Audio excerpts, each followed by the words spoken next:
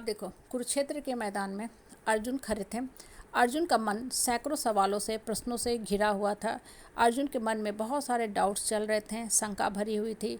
अब अर्जुन जो थे युद्ध से भाग रहे थे, क्योंकि उनके सामने उनके परिवार वाले खड़े थे। अर्जुन बहुत सारे सवालों से घिरे हुए थे, सर पकड़ के बैठ गए और युद्ध से भागने की वो तैयारी कर रहे थे या भाग चुके ही थे।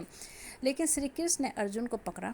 ठीक है, अर्जुन को पकड़ा, छोटे बच्चे की तरह बैठ के समझाना शुरू किया, बीच बीच में डांट फटकार भी लगाई और बहुत सारी ज्ञान की बातें बताई। अर्जुन बहुत ध्यान से सुनते गए, फिर एक के बाद प्रश्न भी पूछते गए। अर्जुन के मन में बहुत सारे लॉजिक चल रहे थे, बहुत सारे रीजनिंग चल रहे थे। उसके बाद श्री कृष्ण ने अर्जुन के सारे जो दुविधा थे सबको दूर किया और जो बातें कृष्ण के मुख से अर्जुन ने सुना वो सारी बातों को अपनी आत्मा का प्रॉपर्टी बनाया, मतलब आत्मा में समाहित किया। और फिर अर्जुन ने समझा कि हाँ, नष्टो मोहा नष्टो मोहा नष्टो मोहा के सिद्धांत पे चल के हमको सारे अधर्मी पापियों का अंत करना है। अब देखो, ये जो छोटी सी बात है ना, ये क्या बता रही है कि जब कृष्ण बता रहे थे, कृष्ण अमृतवाणी चल रही थी, उस समय अर्जुन बहुत ध्यान से सुन रहे थे और सारी बातों को समाहित कर लिए अपने आत्मा में। ऐसा नहीं था कि हर दिन कृष्ण युद्ध शुरू होने के पहले अर्जुन को समझाते थे कि जाओ जाके युद्ध करो, जाओ जाके युद्ध करो। नहीं, बहुत ध्यान से, तन्मयता से सुने, फुल फोकस ऑफ माइंड से, कंसंट्रेशन से। फिर उनको समझ में आया कि लाइफ की फ़िलॉसफी क्या है, जीवन का सिद्धांत क्या है, सत्य न्याय धर्म पे चलना क्या है और सही सोच से सही कर्म करना क्या है। अब देखो, ये तो ही कृष्ण और अर्जुन के बीच की वार्तालाप जिसे हम गीता में पढ़ते हैं, और हम लोग जो हैं at the end of the कलयुग आज हैं। ठीक है, तो हम भी ज्ञान की बातें सुनते हैं, पढ़ते हैं किताबों में। हमारे सामने साक्षात श्री कृष्ण नहीं उपस्थित हैं, लेकिन उनकी बातों को हम स्मरण करते हैं। अब देखो, जो भी बातें आप सुनते हो उसको आत्मा में समाहित करो। हालांकि हम लोग एंड ऑफ द कलयुग में हैं और हमारी जो आत्मा है वो अर्जुन की तरह उतनी पावरफुल, उतनी शक्तिशाली नहीं है, क्योंकि अर्जुन और कृष्ण जो थे नर और नारायण की जोड़ी के रूप में आए थे। तो साक्षात श्री कृष्ण मित्र बन के, गुरु बन के, विष्णु के रूप में आए और उनको ज्ञान दे के गए। हालांकि हमें अपने ऊपर बहुत मेहनत करना पड़ेगा, फिर हम उस लेवल पे काम करेंगे, उस लेवल तक पहुंचेंगे। इसलिए प्रतिदिन हम क्या करते हैं, ज्ञान की बातें सुनते हैं, पढ़ते हैं और आत्मा में समाहित करते हैं। आप देखो, जो ज्ञान की बातें आप सुनते हो, पढ़ते हो ना, उसको पूर्ण रूप से अपनी आत्मा में समाहित करो। ये नहीं कि भाई 1 घंटा सुन लिए, मेडिटेशन में चले गए, या 1 महीने 2 महीने का कोर्स ज्वाइन कर लिए, या साल में हम 2 बार चले जाते हैं उस सेंटर में और हम अपने आप को मान ले कि हम धर्म गुरु हैं, हम अर्जुन की तरह एकदम विद्वान हो गए। नहीं नहीं, ऐसा नहीं होगा।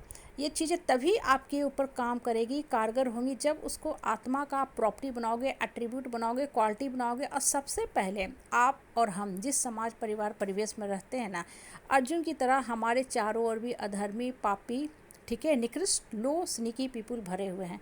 अब आपको भी उसी सिद्धांत पे चलना है, नष्टो मोहा नष्टो मोहा। इसका मतलब ये नहीं है कि आप एकदम अस्त्र शस्त्र लेके सबको खात्मा करने के लिए चले जाओ, बिल्कुल नहीं, बिल्कुल नहीं।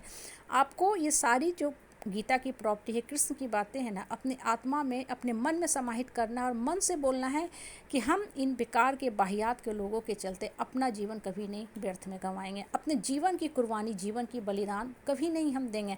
मेरा धरती पे आने का एक मोटो है, एक मकसद है। ये जो बेकार के लोग हैं परिवार के ना, जो घड़ी घड़ी आते हैं, रुलाते हैं, डराते हैं, धमकाते हैं, चहर के रहते हैं, हमको यहाँ तक कि पागल करार कर रहे हैं, पागल बनाने में लगे हुए हैं, फ्रस्ट्रेशन, डिप्रेशन में डाल रहे हैं, हम इन लोगों को इन्हीं की भाषा में अब समझाएंगे।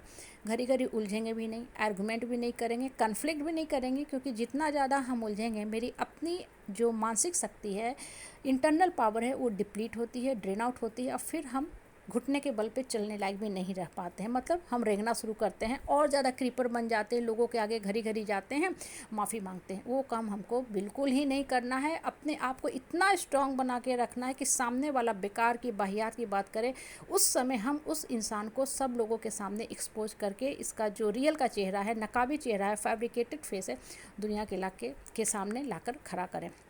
देखो, जब आप आत्मा में ना गीता के जो गुण है, जो क्वालिटी है, जो शिक्षा है, समाहित करोगे ना, तब धीरे धीरे आपको अपने आप में फील होने लगेगा कि हम कितने पावरफुल हो गए। और ये चीज़ें एक दिन में कभी नहीं होंगी।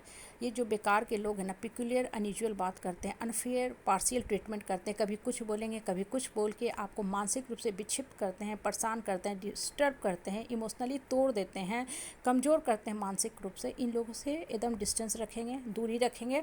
और जो बातें हमको करना है, खुले शब्द में, स्पष्ट शब्दों में, कम से कम शब्द में बोल के, करारा जवाब दे के लाइफ को मीनिंगफुल बनाएंगे।